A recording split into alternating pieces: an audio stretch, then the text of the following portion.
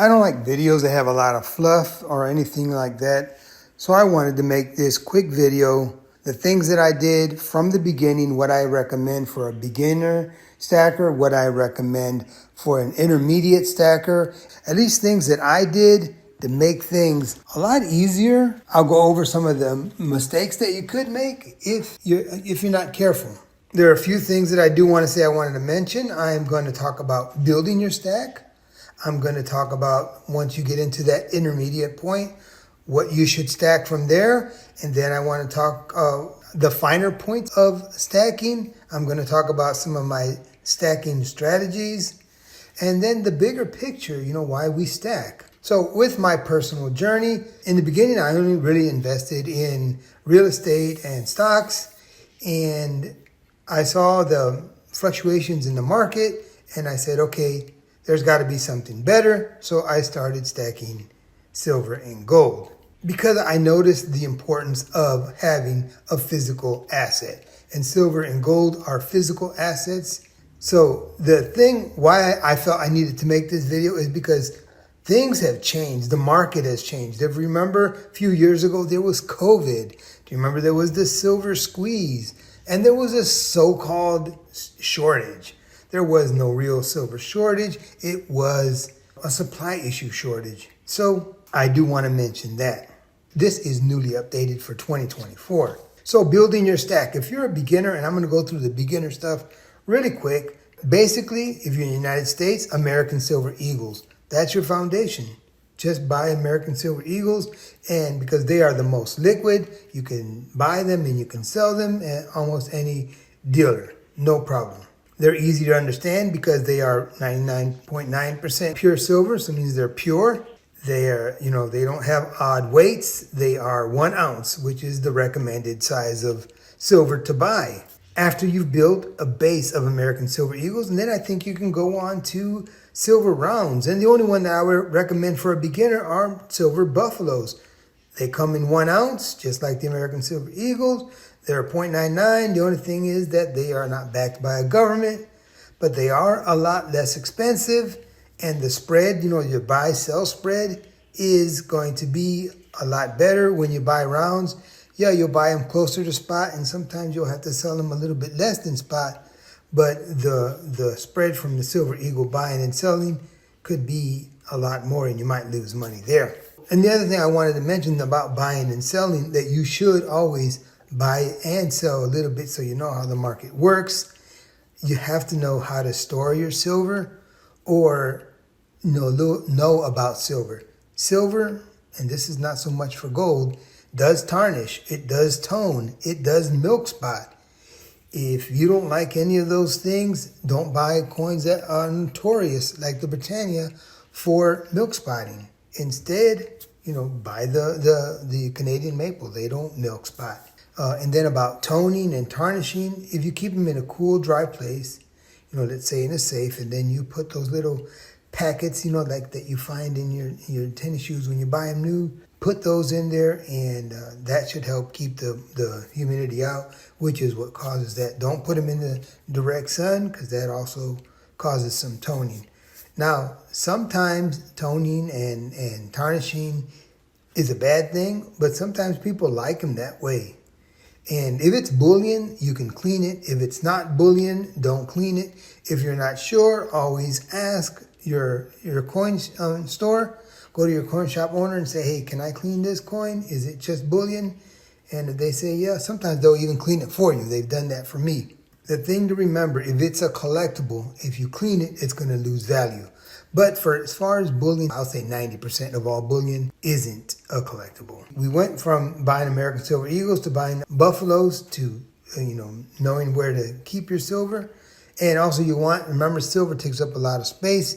If you don't want to take up a lot of space, buy gold. You know what I'm saying? The ratio for gold is, what is it right now? I'm not even sure. At 80-1 or something. And you can always, trade silver for gold. And remember, so always have a place to storage is what I'm saying. A safe, someplace in your house where you want to hide it. The other thing I wanted to say about the American Silver Eagle and all silver is be aware of counterfeits.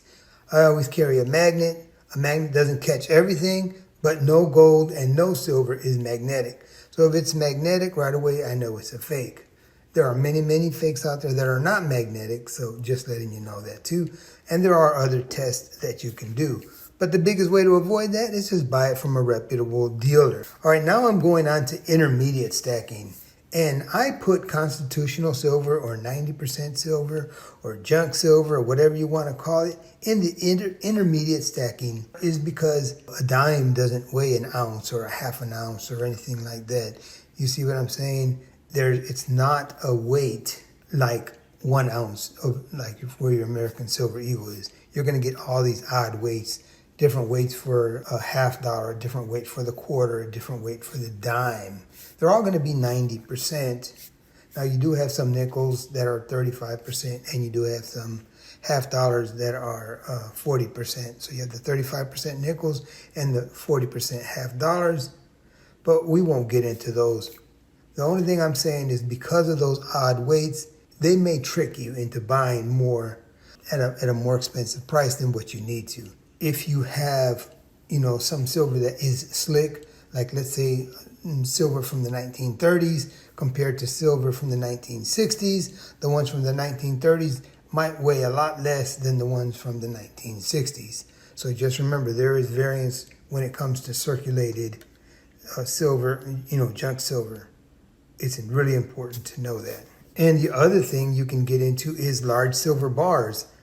5 ounce, 10 ounce, 20 ounce, a kilo, which is about 32 ounces. Then you have the 100 ounce bars. The only problem with when you buy bars, there's also fakes there. Sometimes they're going to want to drill a hole into those to make sure that they're silver.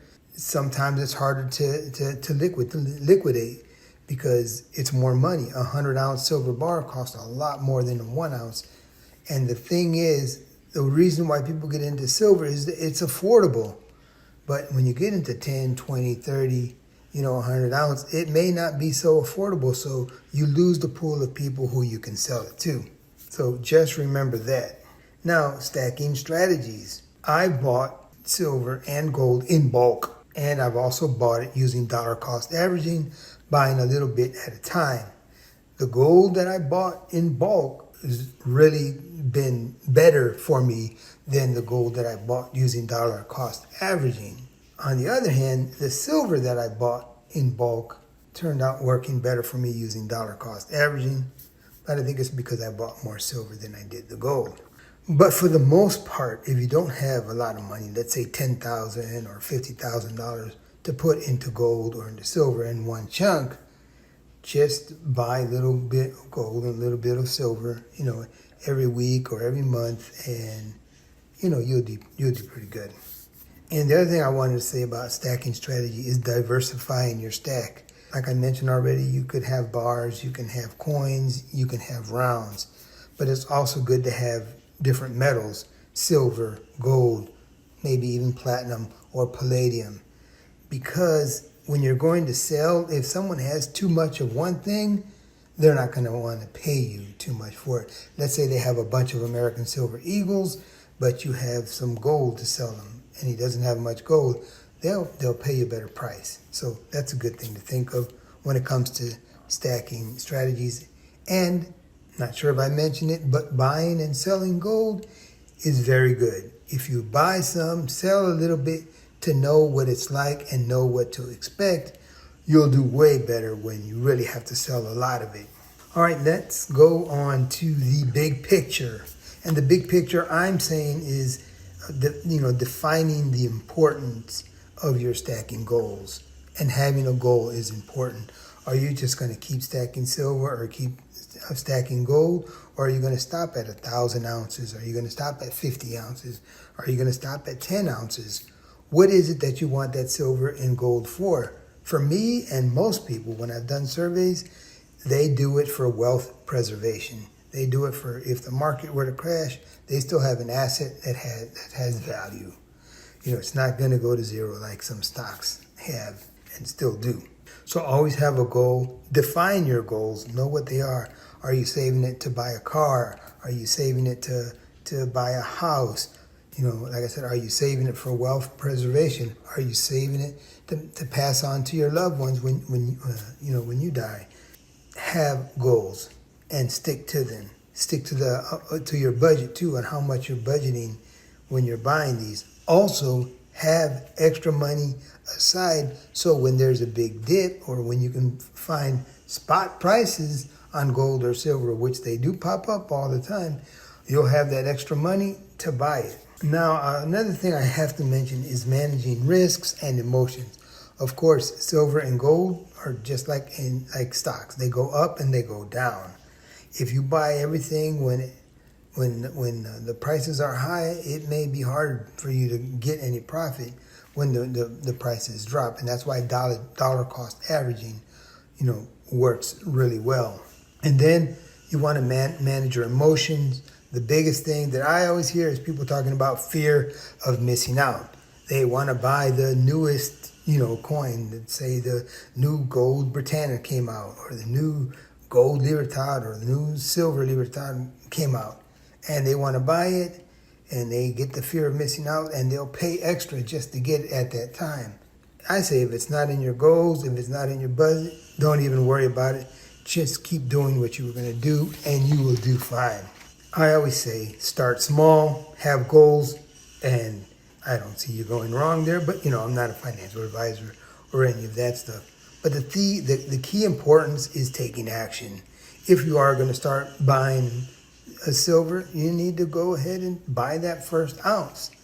Make your plan. But if you don't take that first step, they say most of the time you won't do it and you won't understand it. In my experience, there has been value in long-term accumulation of silver and gold. The American Silver Eagle back in 1986 sold for $7, and now it sells, for $30 or more. It's even a couple years ago it was selling about $40 or $50. So, yeah, they do increase in value. When it comes to reputable dealers, I say stick with the big guys: APMEX, SD Bullion, Hero Bullion. Stick with the big guys because that'll keep you out of trouble. That's pretty much it. I hope that helps you. If there was anything that I missed, please let me know in the comments. I do want to thank you for watching Cash and Coins. And as I always say, have a wonderful day. And I'll see you on the next video.